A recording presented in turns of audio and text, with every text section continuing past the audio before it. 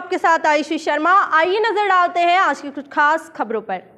आज भोपाल में मिर्ची बाबा ने पत्रकारों से चर्चा करते हुए बताया है कि जिस तरह से आप देख रहे हैं मध्य प्रदेश में लगातार कोरोना से मौत हो रही है, तो मध्य प्रदेश कोरोना में मौतों का टापू बन चुका है और भारतीय जनता पार्टी सच्चाई को दबा रही है। हॉस्पिटलों में बेड नहीं है, दवाई नहीं है, इन सब बातों को छोड़कर भारतीय जनता पार्टी राजनीति करने में बिजी है। जिस प्रकार प्रदेश के पूर्व मुख्यमंत्री कमलनाथ जी के खिलाफ भारतीय जनता पार्टी एफआईआर करवा रही है, यह सरासर गलत है। मध्य प्रदेश की जनता कोरोना से जूझ रही है और ऐसे समय में बीजेपी को राजनीति करने की पड़ी है।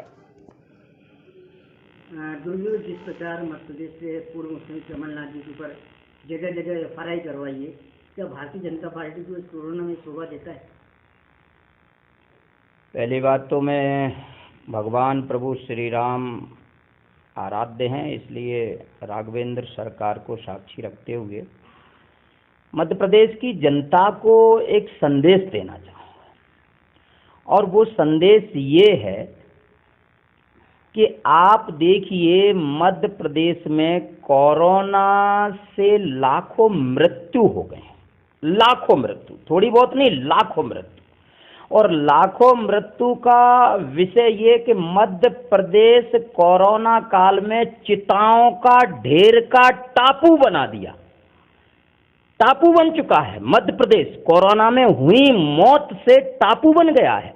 और टापू बनने के बाद में आप अंदाज लगाइए, हॉस्पिटलों में बेड नहीं है, बेड है, दवा नहीं है, दवाओं के बाद में कोई व्यवस्थाएं नहीं है। आप अपनी व्यवस्थाओं को छिपाने के लिए और अपने काले करतूतों को छिपाने के लिए आप अंदाज लगाइए कि एफआईआर कराने जा रहे हो और जो सत्य बोले, सत्य की आवाज उठाए, वो देशद्रोही है। कितनी बेहुदेपन की राजनीति है, हद से ज्यादा राजनीति में ये लुप्त हो गए हैं। आप अंदाज लगाइए, इन बातों पर बात कर रहे हैं। बात आज करनी है तो कोरोना काल के इस समय पर आप देखिए जनता को व्यवस्थाएं नहीं है। रेमडेसिविर इंजेक्शन का काला बाजारी कौन कर रहा है? कोई कांग्रेसी नहीं कर रहा है। और कांग्रेसी की मैं क्या कहूं, कोई आम जनता नहीं कर रही है। आप अंदाज लगाइए तो बीजेपी के लोग कर रहे हैं। तो इन बीजेपी वाले लोगों पे मुकदमा दर्ज होना चाहिए कि नहीं होना चाहिए? एक दूसरी बात, आज की स्थिति में गरीबों के लिए ये झूठ राज, ये जबरन का मुख्यमंत्री शिवराज सिंह चौहान को 5-5 किलो अनाज जनता को दे रहा है, घोषणा करता है गेहूं की और खिलाता है घुना लगा हुआ बाजरा जिनमें कीड़े पड़ गए हैं, और वो भी कागज मांग रहे हैं। कागज का मतलब क्या है? कागज इसलिए मांग रहे हो चाहे हम अन्न पहुंचाएं या ना पहुंचाएं, जब बात उठेगी तो हम कागज दिखा देंगे हमने इतने लोगों को अन्न दिया है। और ये गरीब भोली वाली जनता बहकावे में ना आए, इनके छलावे में ना आए, क्योंकि छलावा हमारे यहाँ आप जानते हो मारीच का छलावा बहुत तंगड़ा होता है। जनता बहुत परेशान है। गरीबों में जाकर के देखिए, गरीबों में आप पूछिए, वो 5 किलो अनाज के लिए जनता कितनी रोड पर और जहां जहां कागजों के लिए 3-3, 4-4 दिन से लाइन लगाए हैं। क्यों लगवा रहे हो लाइन? आप अंदाज लगे लाइन लगाने की जरूरत क्या है? आज आप एक चीज पर चिंतन करिए, मध्य प्रदेश चिताओं का ढेर लग चुका है। कोरोना में मध्य प्रदेश में चिताओं का ढेर लगा है। शमशानों में जलते हुए वो पौधा गवाही दे रहे हैं। गांव गांव कोरोना आज भी पहुंच चुका है और इनके मंत्री कह रहे हैं कोरोना हमने काबू में कर लिया है। अरे भाई, कोरोना को तुमने कैसे काबू में कर लिया? आप कोरोना को काबू कैसे कर सकते हैं, मुझे ये बताइए। एक तरफ आप कहते हो हम व्यवस्था, आप अपनी व्यवस्थाओं को दीजिए, आप जनता की व्यवस्था दीजिए, आप दवा दीजिए, ऑक्सीजन दीजिए, हॉस्पिटलों में बेड दीजिए, डॉक्टरों की व्यवस्था दीजिए। कई प्रशासनिक लोग भी कोरोना काल में परास्त हो चुके हैं, उनकी व्यवस्थाएं दीजिए। लेकिन ये सब व्यवस्थाएं तो है नहीं शिवराज सिंह चौहान पर। बस विषय जब भी आता है तब एक ही, और मुझे लगता है राम की बात तो हम करते ही हैं, लेकिन आज मेरा मध्य प्रदेश ये भाजपाई के लोगों ने राम भरोसे ही छोड़ दिया है। सचिव डॉक्टर हैं, क्या वो नब्ज देख सकते हैं? क्या उन्हें बीमारी का मालूम है? बताइए कैसे देख सकते हैं, कैसे व्यवस्था देख सकते हैं? अर्थात ये इनके नीचे की जमीन खिसक रही है और नैतिकता के आधार पर शिवराज सिंह चौहान को तो इस्तीफा दे देना चाहिए, और नहीं इस्तीफा देते हैं तो भगवान भूत भावन भूतेश्वर महाकाल की कृपा से जनता इन्हें इस्तीफा दिलवा देगी 2023। मिली वक्त क्या है, शिवराज सिंह चौहान के संरक्षणता में जो पल रहा हो उस पर क्या कार्रवाई करेंगे? इस बात को मैं कह रहा हूँ, एक सन्यासी कह रहा है और एक दबंग सन्यासी कह रहा है। मैं इनसे डरने वाला नहीं हूँ, ये डराने का पूरा प्रयास करते हैं प्रत्येक प्राणी को, लेकिन मैं डरने वाला नहीं हूँ। मैं माँ भगवती की आराधना करता हूँ, मैं कदापि नहीं डरूंगा।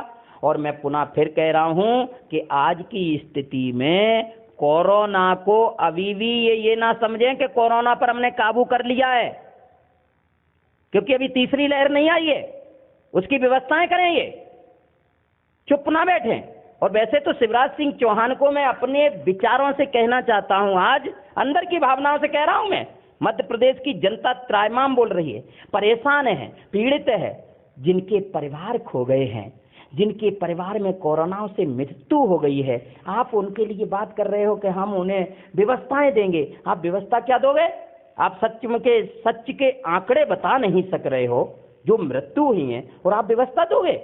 मध्य प्रदेश में कितनी मौत हुई है उसके आंकड़े बताओ ना मध्य प्रदेश की जनता को। क्यों छिपा रहे हो, क्यों डर रहे हो जनता से? और ये गांव-गांव में जाएं तो इनका स्वागत होगा, तब मालूम पड़ेगा जनता क्या कह रही है। गांव-गांव जाएं तो, गांव-गांव पहुंचे तो इनकी करतूतों का पर्दाफाश जनता ही करेगी। और याद रखना, पीछे के गेट से जो गया हो उसको जनता जरूर जवाब देगी। और मैं आज आपके चैनलों के माध्यम से कहना चाहता हूं कि एफआईआरों की जब ये बात करते हैं तो एफआईआर तो इनके लोगों पे होना चाहिए। ये वही शिवराज हैं जो कोरोना को सर्दी जुकाम बताते थे और कहते थे कोरोना कोई बीमारी नहीं है। बताइए इन पे एफआईआर क्यों नहीं हो रही है? एफआईआर इन पे होना चाहिए। और कमलनाथ की कोई बात करता है तो मैं आज फिर कह रहा हूं कि स्वाभाविक करके कमलनाथ ओछी राजनीति नहीं करते हैं। कमलनाथ बहुत सुलझे हुए प्राणी हैं। और एफआईआर जिन्होंने जो की है, संविधान के वेदों को लेकर के भीमराव बाबा साहब अम्बेडकर का भी इन्होंने अपमान किया है, क्योंकि मेमोरेंडम के द्वारा कमलनाथ पर कोई धारा नहीं बनती। देखिए, मेरे पिता तो भगवान भोलेनाथ है। मुझसे अगर पूछा जाए तो मेरे पिता तो भोलेनाथ हैं, लेकिन देश के प्रधानमंत्री की जब बात आप करते हो तो देश के प्रधानमंत्री को नहीं मालूम था कि थाली बजाने से कोरोना नहीं जाएगा।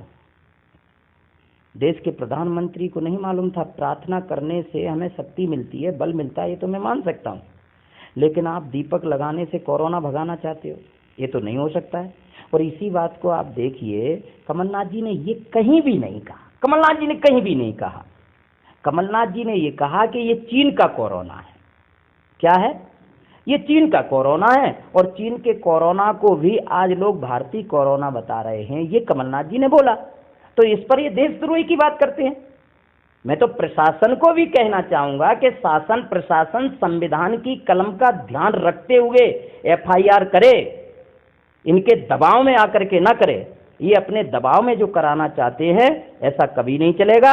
जय हिंद, जय भारत। और मैं सन्यासी हूं, इसलिए सन्यासी होने के बाद में मध्य प्रदेश की जनता अगर पीड़ित रहेगी तो मेरे शरीर की एक एक लहू की बूंद मध्य प्रदेश की जनता को जरूरत पड़ेगी तो मैं दूंगा, और मैं इनका पर्दाफाश करूंगा। ये मैंने संकल्प लिया है, मैं हमेशा करता रहूंगा।